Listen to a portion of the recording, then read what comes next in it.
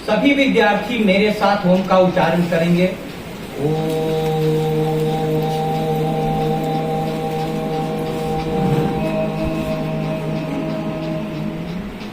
आपके लिए आवाज आनी चाहिए। श्वास भरो।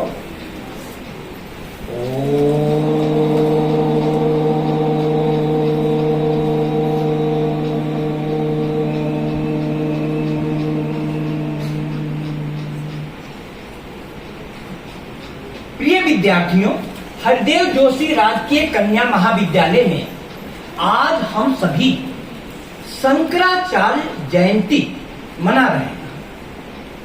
हमारी भारतीय संस्कृति में अद्भुत व्यक्तित्वों ने जन्म ले लिया है। उन महान व्यक्तित्वों के पद चिन्हों पर चलने से हमारा जीवन उन्हीं ऊंचाइयों को प्राप्त हो जाएगा।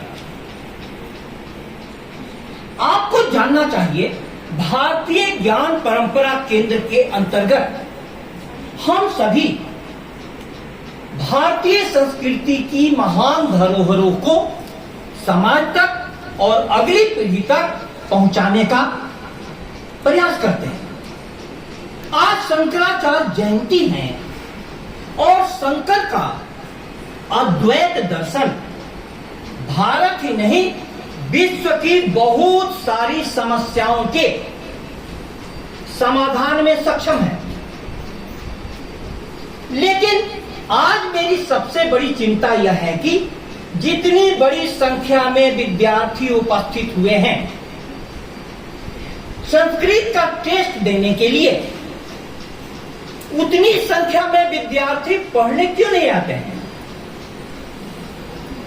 आपने टेस्ट में कुछ भी लिख दिया, आपको कुछ भी नंबर मिल जाएगा, इससे आपकी जिंदगी ऊंचाइयों की ओर नहीं बढ़ेगी।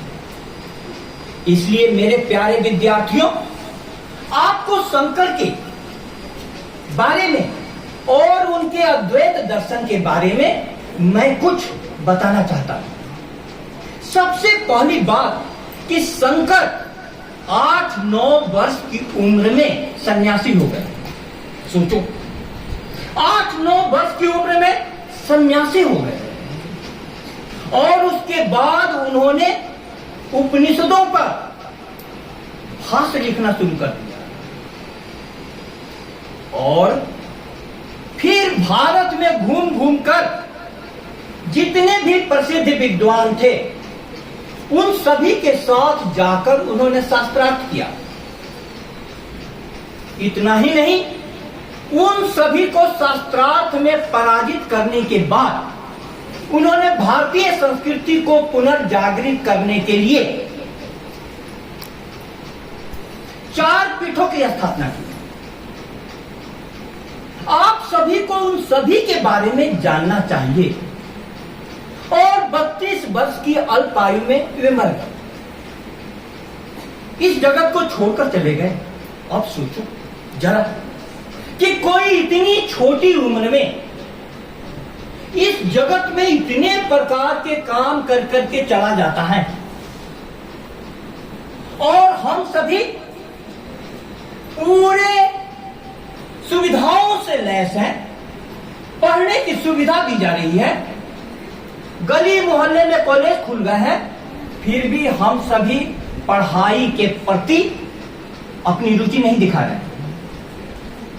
विद्यार्थी होने का पहला लक्षण है जिज्ञासा। जिज्ञासा जिज्ञासा जिज्ञासा का मतलब क्या होता है? जानने की इच्छा, जानने की इच्छा। तुम्हारी जानने की इच्छा जितनी ही तीव्र होगी, मेरे प्यारे विद्यार्थियों, तुम्हारे पास ज्ञान का भंडार उतना ही समृद्ध हो जाएगा। लेकिन शिक्षा जगत में आज जो मैं हालात देख रहा हूं उससे काफी निराशा मुझे हो रही है। शंकराचार्य के अद्वैत दर्शन को समझाने के लिए आपको स्वामी विवेकानंद के द्वारा दिए गए एक वक्तव्य को आपके सामने मैं रखना चाहूंगा। व्यवहारिक वेदांत विवेकानंद ने नाम दिया है। अद्वैत दर्शन शंकर का क्या कहता है कि इस जगत में तत्व दो नहीं है, तत्व दो नहीं है। विज्ञान पहले मानता था कि पदार्थ ही सत्य हैं, मैटर सत्य है, लेकिन महावीर ने हजारों वर्ष पूर्व कहा था, 2500 ईस्वी पूर्व में, कि पाषाण में भी और भगवान में भी सब जगह चेतना ही चेतना है। इसको शंकराचार्य ने कहा ब्रह्म सत्यम जगन मिथ्या। ब्रह्म सत्यम अर्थात ब्रह्म ही सत्य है, जगन मिथ्या का मतलब हुआ यह जगत मिथ्या है। थोड़ा इसको समझो, ऐसा उन्होंने क्यों कहा कि ब्रह्म सत्यम जगन मिथ्या? हम सभी के व्यक्तित्व में एक परत है तन की। जोर से बोलो, हमारे व्यक्तित्व में एक परत तन की है, एक परत तन की है, दूसरी परत मन की है, दूसरी परत मन की है। सबका तन अलग अलग प्रकार का दिखाई पड़ता है, सबका मन भी अलग अलग प्रकार का दिखाई पड़ता है, लेकिन सब में आत्मा एक है, आत्मा एक है। उस आत्मा को पहचानना और उस आत्मा को पहचानकर उसके साथ अपना तादात्म्य करना, स्थापित करना। शंकराचार्य के शब्दों में कहे तो उन्होंने घोषणा की, अहम ब्रह्मास्मि। अहम ब्रह्मास्मि का अर्थ हुआ मैं ब्रह्म हूं, मैं ब्रह्म हूं। इसका मतलब आपको कुछ समझ में नहीं आया कि मैं ब्रह्म हूं का अर्थ क्या हुआ। आपको मैं सरल भाषा में समझाता हूं, सरल भाषा में समझाता हूं। जो कहानी स्वामी विवेकानंद कहा करते थे, ध्यान से सुनिएगा, तब शंकर के अद्वैत दर्शन को आप समझ पाएंगे, अहम ब्रह्मास्मि को समझ पाएंगे। एक शेरनी गर्भवती थी। वह गर्भवती शेरनी एक पहाड़ी से दूसरी पहाड़ी पर छलांग लगा रही थी। उसी समय उसके गर्भ का बच्चा नीचे गिर गया और नीचे भेड़ों का झुंड जा रहा था। भेड़ों का वह बच्चा भेड़ों के साथ रहने लगा, भेड़ों की तरह लसर पसर करके चलने लगा।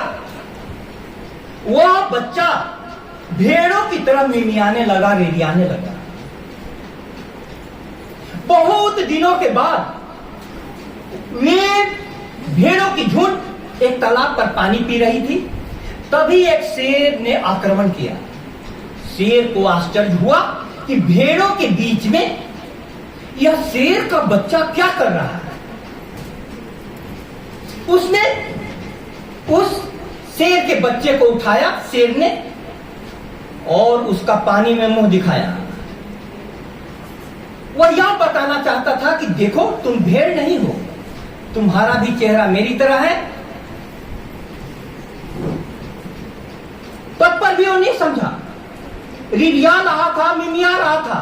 तब शेर ने एक दहाड़ मारी और शेर के दहाड़ के साथ ही उस भेड़ के समान रिड़ियाने वाले, मिमियाने वाले सिंह सावक से शेर की दहाड़ निकल गई।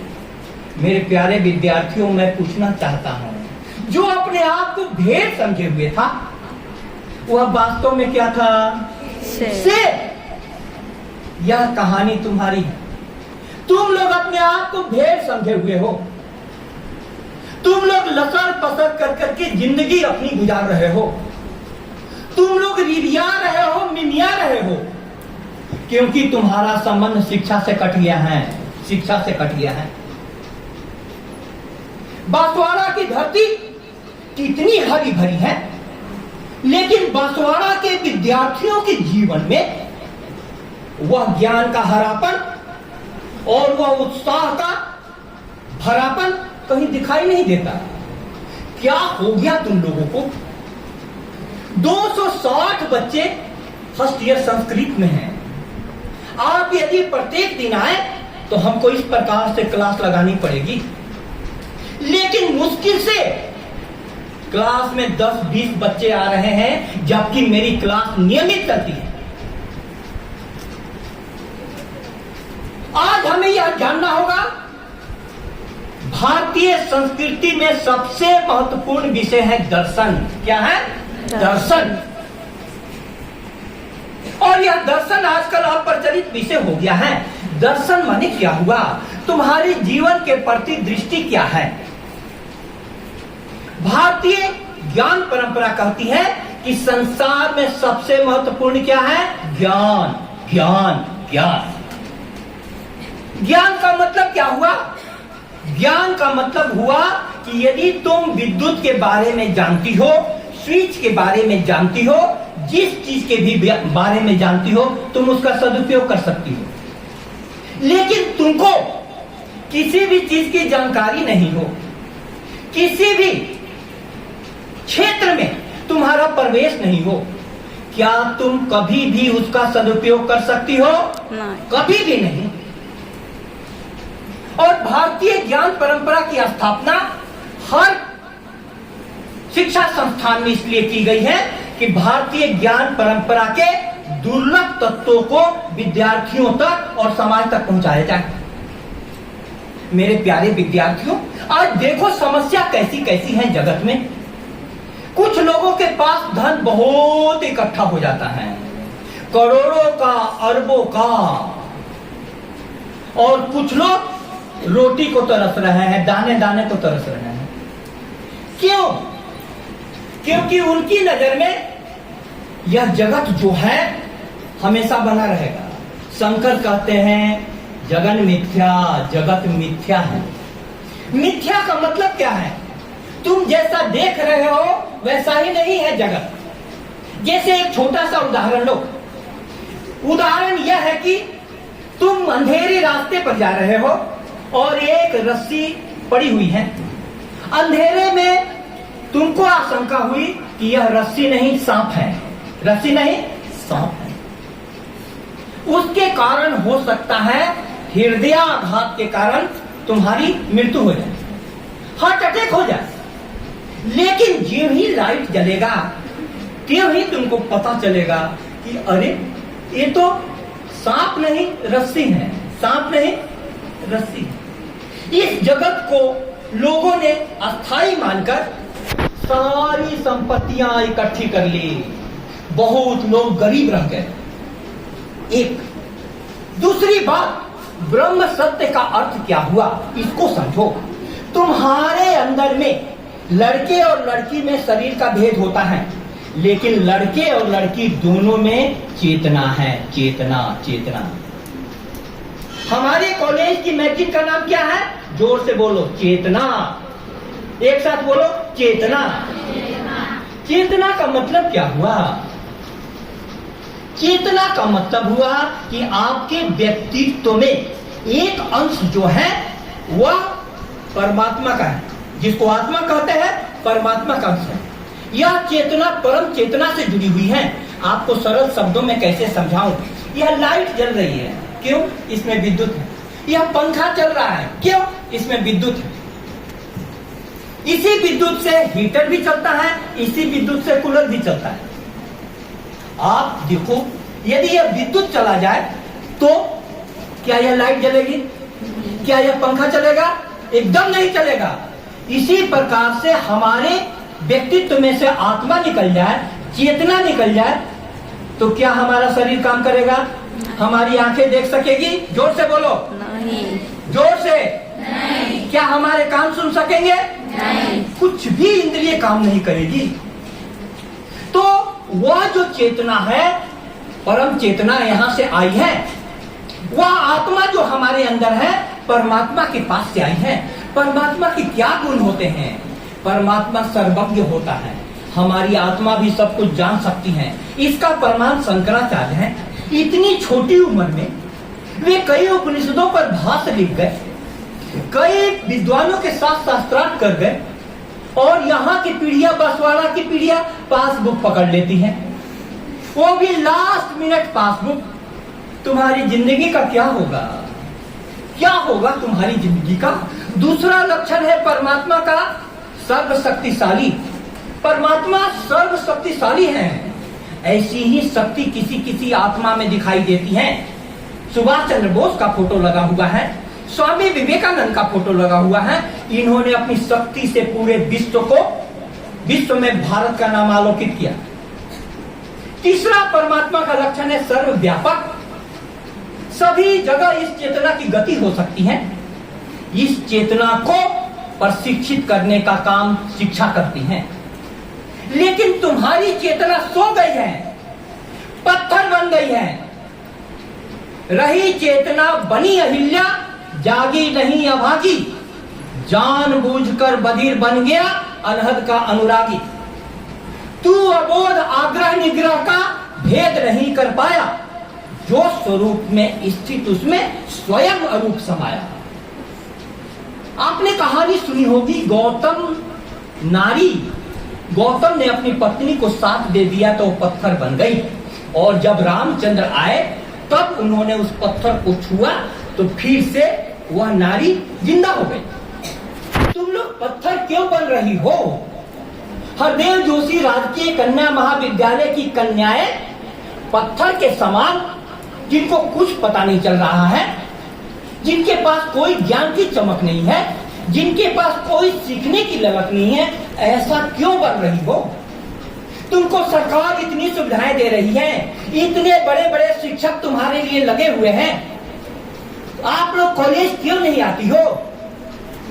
शंकराचार्य जयंती के अवसर पर मैं आप सभी से चाहूंगा कि आप प्रण ले। आप सभी अपना हाथ सामने में करें और मेरे साथ बोले, जोर से बोलना।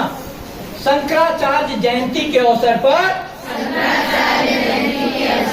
हम सभी विद्यार्थी प्रतिज्ञा करते हैं कि पासबुक की जगह पर मौलिक पुस्तकें खरीदेंगे। हम सभी विद्यार्थी क्लास में नियमित आएंगे और हमारी भारतीय संस्कृति की ज्ञान परंपरा को जानेंगे और आगे बढ़ाएंगे। आप सभी को बहुत बहुत धन्यवाद।